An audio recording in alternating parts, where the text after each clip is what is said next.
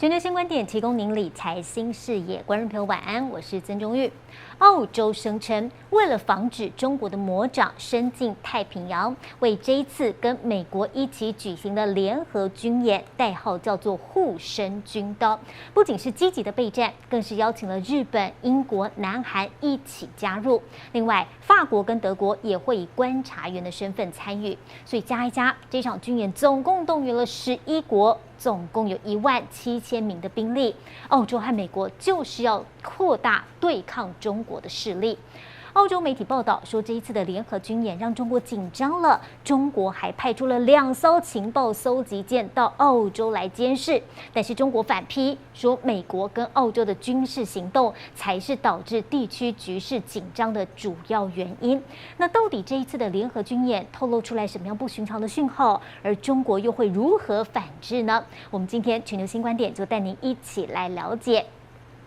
其实这一次的护身军刀联合军事演习呢，是一种常态性的演习。它从2005年开始啊，美国跟澳洲本来2年就会举办一次这种大规模的军演，只是以前这被视为是美国跟澳洲结盟的重要象征，但这一次却被认为是为了要牵制中国。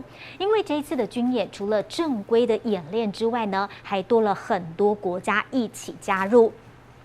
这一次总共有11个国家来参与，哇，这个规模非常大哦，是历年来最大的一次。那其实这一次的军演呢，原本的目的啊，是美澳之间最大的双边联合训练，就是希望借由演练，然后提高我们双方在整个战备时期水准的操作能力。不过现在的军演其实还被外界多了一层解读，那就是要加强对于中国的预防能力。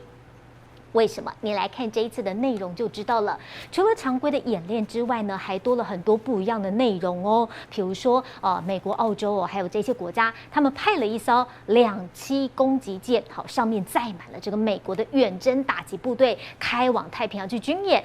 另外呢，还有在澳洲境内第一次试射美国的爱国者导弹。甚至他们的这一次演习还多了所谓的在太空领域的演习，还有在网络领域的演练。如果面对攻击的时候，美国、澳洲这些西方国家要怎么样来进行反击？那这些动作是不是都把中国当成假想敌呢？让美国利用澳洲当成一个中转站，可以跨洋来牵制中国。哇，这就让外界多了很多的想象空间。那澳洲还说，哎呀，中国居心不良，我们演习我们的。中国居然派了2艘间谍船，好，来我们这里转啊转的，是来干什么？是来偷看吗？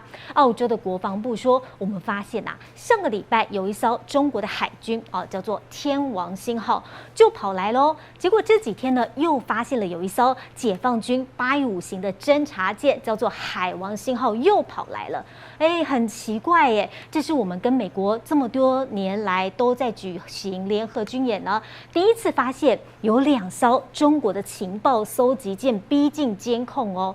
那以前顶多就是派1艘船在这里兜兜转转的嘛，那这一次居然派出了2艘间谍船，我们澳洲能不怀疑中国别有用心吗？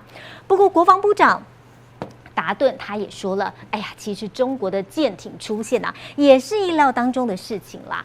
我们都有密切的在监察跟观控当中，大家不要太担心。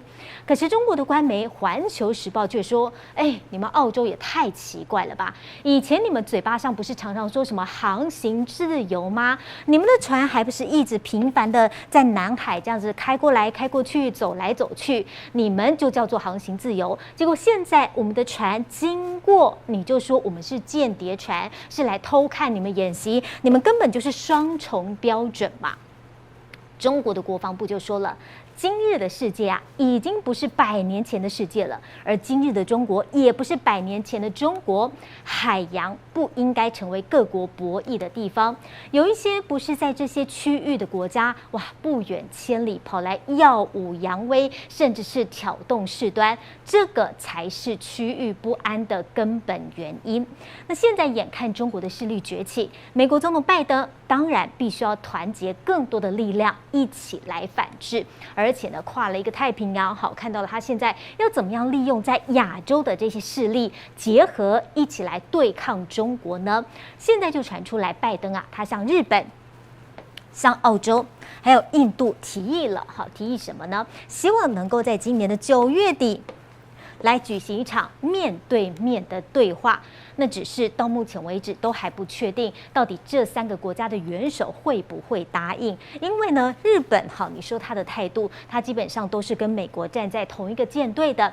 那澳洲呢，当然这几年好打击中国是不遗余力，但是印度跟美国跟中国之间的关系真的有一点微妙。你说印度嘛，它有时候这个反抗中国，下架 App 啦，或者是做很多的这个阻断的措施，看起来是很有利，但是它在经济上，甚至是在很多的疫苗供给上，其实也是蛮依赖中国的。所以印度到底会不会倒戈向美国去，还是在这一次的会议当中可能会缺席，目前为止真的看不出来。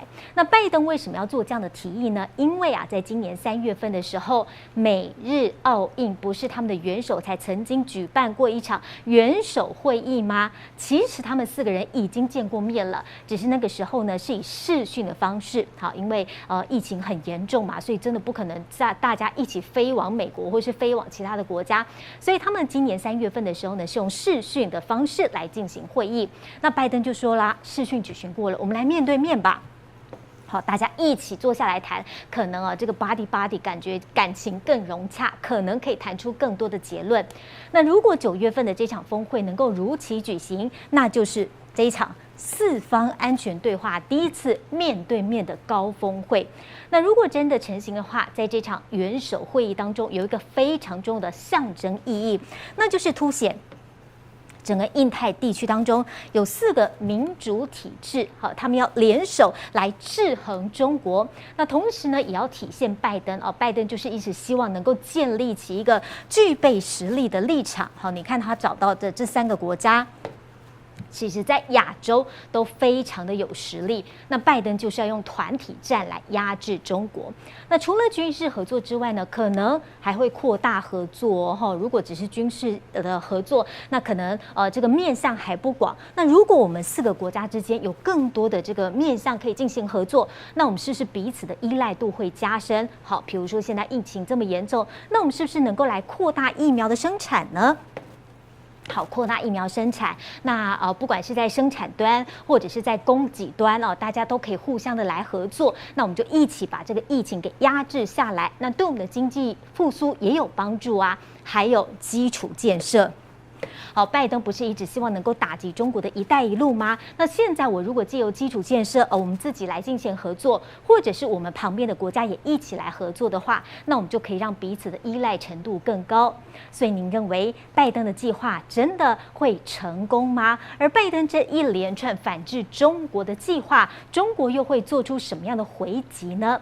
请您将您的想法留言在影片下方，跟我们一起讨论，并且帮我们订阅、按赞、分享，追踪全球新观点的发烧影片。